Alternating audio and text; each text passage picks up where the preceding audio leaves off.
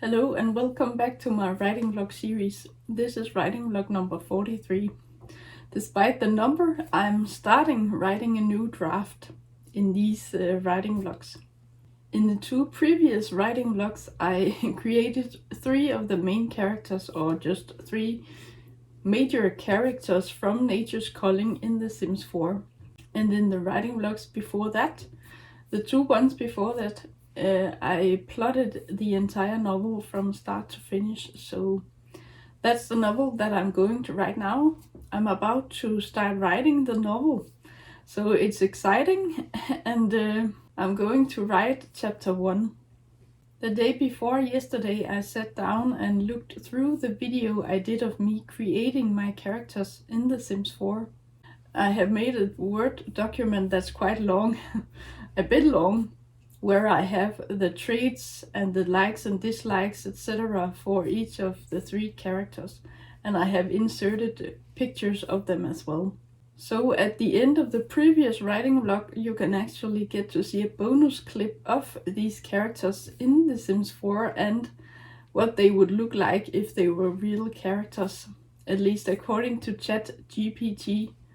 So I think it's fun, and I think it did a pretty good job at converting these Sims or these characters into real people. As I said earlier, in this video I'm going to write chapter 1. I'm not sure if I will have the inciting incident in this chapter already, or whether I will wait with the inciting incident for chapter 2, but I at least have to set up the status quo and show how my characters' daily lives are and what they go about doing, so that when the shift happens, the reader will know what's different from before. Earlier today, I thought about this novel that I'm going to write, and I know that it is going to take place on a ranch, an American ranch, and these can be quite big. Another thought I had is that if the ranch is as big as I imagine it is, because my characters, Kenny and Penelope, are going to have cattle, pigs, chickens, and maybe sheep as well, I don't know. They're going to have a lot of animals, and they're going to have fields with crops as well.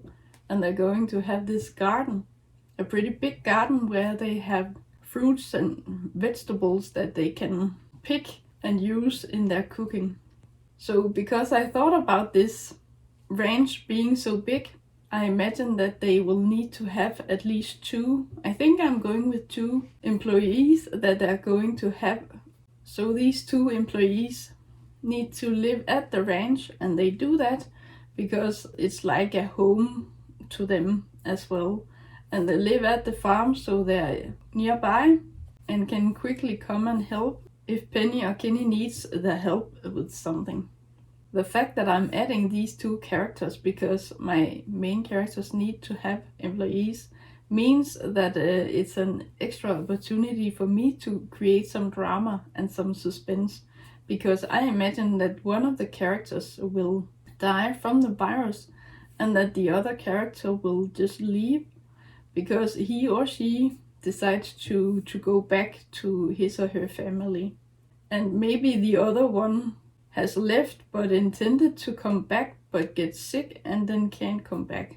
I don't know, I haven't really decided, but I imagine that one of these employees is an elderly man, or not elderly as such, but I imagine that it's a man in his 50s or something like that, and he has worked at this farm since Kenny was a child.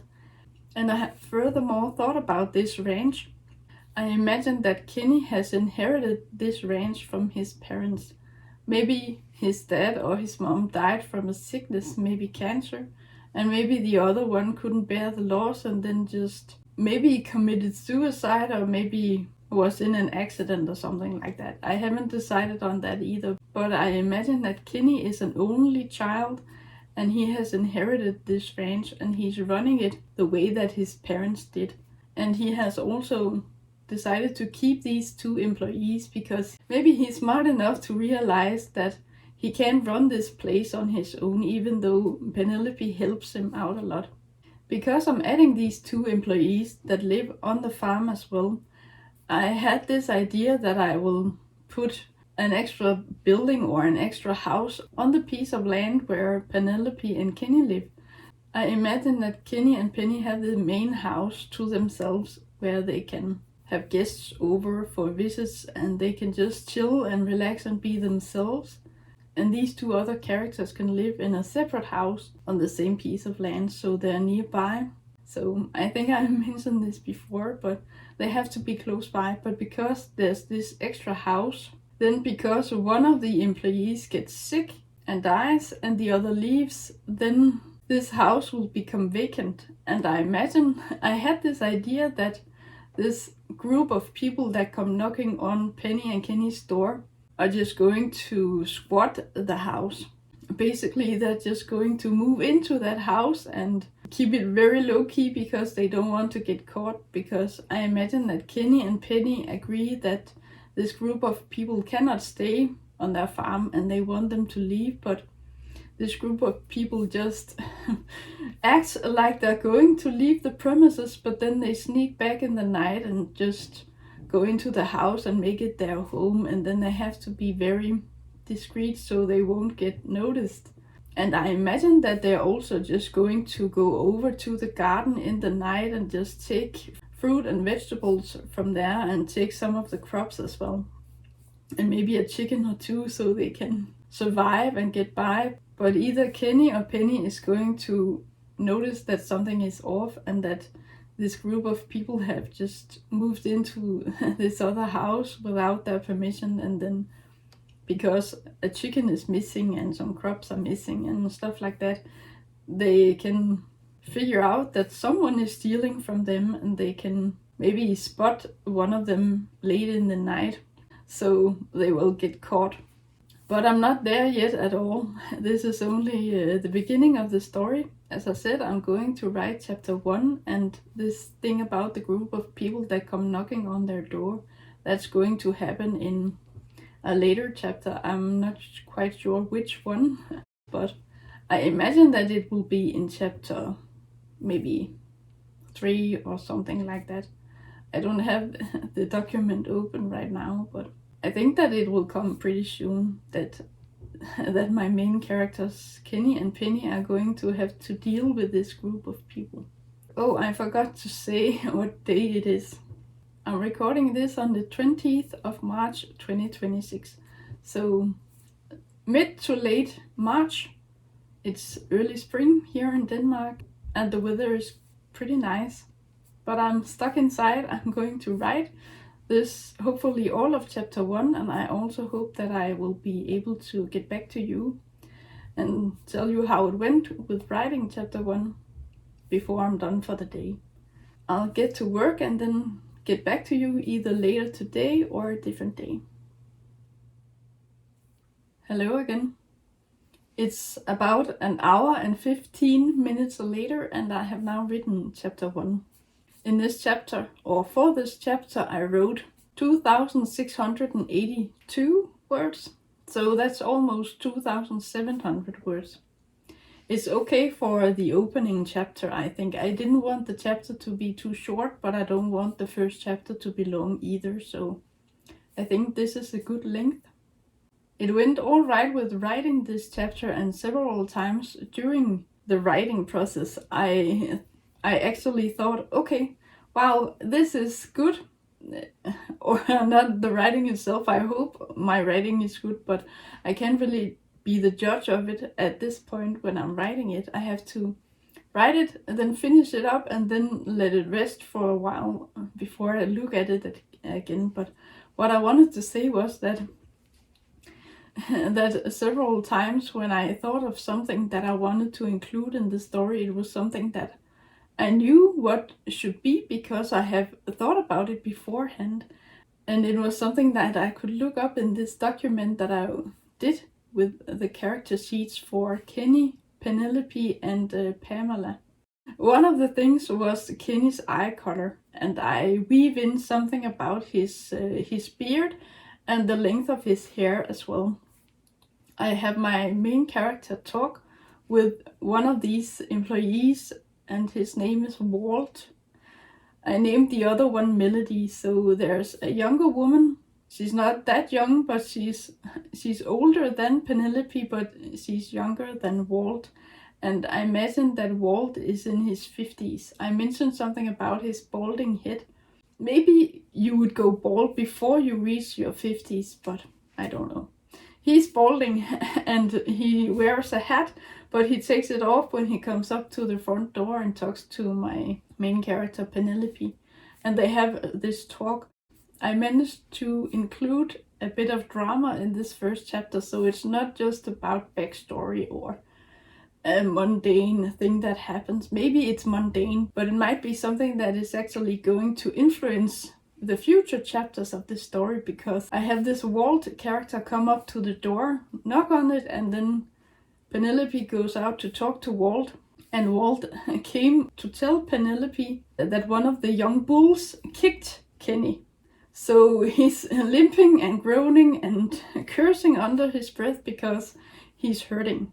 He's limping, and that is going to make it hard to work on a ranch. And so I also stated that it's in the fall. I included something about her being a bit restless.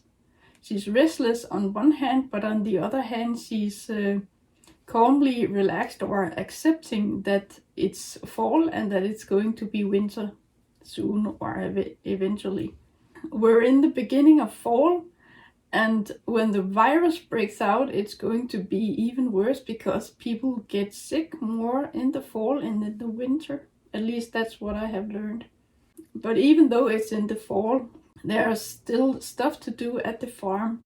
But Walt and Penelope have this talk about how this young bull kicked Kenny and that he's limping now. But he says that they have these two other persons working for them and they can help out. But Penelope and Kenny start talking about whether they should hire or not hire, fire one or both of them for the fall and the winter season, and then hire them back on for spring and summer. But Kenny is opposed to that because I also weave in this fact about him having inherited the ranch from his parents and that he's running it as they ran it. And he has also kept on Melody and Walt. And I also have Penelope say that she knows that Walt has been there since Kenny was a young child. And that's not something I had to make up. That's something that I thought about earlier today, and other things that I included in this first chapter are things that I had already thought of and written down in this document with the character sheets. At the end of this chapter, Penelope and Kenny get a bit frisky. They talk about how they want to get a bit more intimate because there hasn't really been much time for that, but now it's fall and he's hurt and he might not be able to do that much. And they also joke about him having to sit still for once, and so she might actually get the chance to cut his hair. I think that maybe it's something that she does. I talked about this thing with his beard as well earlier, and when I created Kenny, I said that he doesn't really have that much time in the morning because he's busy to get up and just go out and take care of the animals and the crops. And so he doesn't really spend that much time on himself. And I actually have Walt and Penelope talk about Kenny. The fact that he's busy taking care of anyone else but himself, and the fact that his beard is getting longer and longer and he doesn't shave it off. And also the fact that his hair is getting long, and maybe she can finally get the chance to cut his hair now that he's hurt. I don't really know what else to say. I think I've done a good job at writing this chapter, and as I said earlier, it's been a really good help for me to have this document ready beforehand so I know the characters better, know some of their backstory, or maybe not their backstory, a bit about Pamela maybe, and then Kenny now because I thought about it earlier. I didn't write that in the document though, in this character sheet for him, but I thought about it earlier today before I started writing, and so I included it when I wrote it, this first chapter.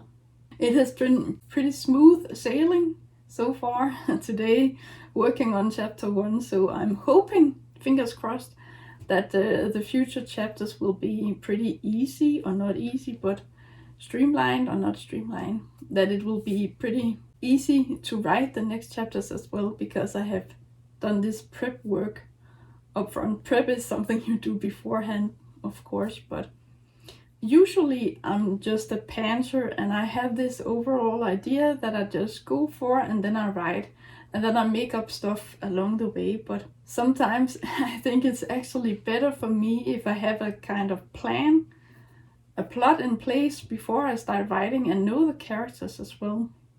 So I have a kind of guideline in terms of how the plot is going to evolve, but also knowing the characters, how they will react to certain events when I come to certain stuff in the story. That's it for now. I hope you enjoyed this writing vlog, and I hope you will watch the next one. Until then, take care. Thank you for watching.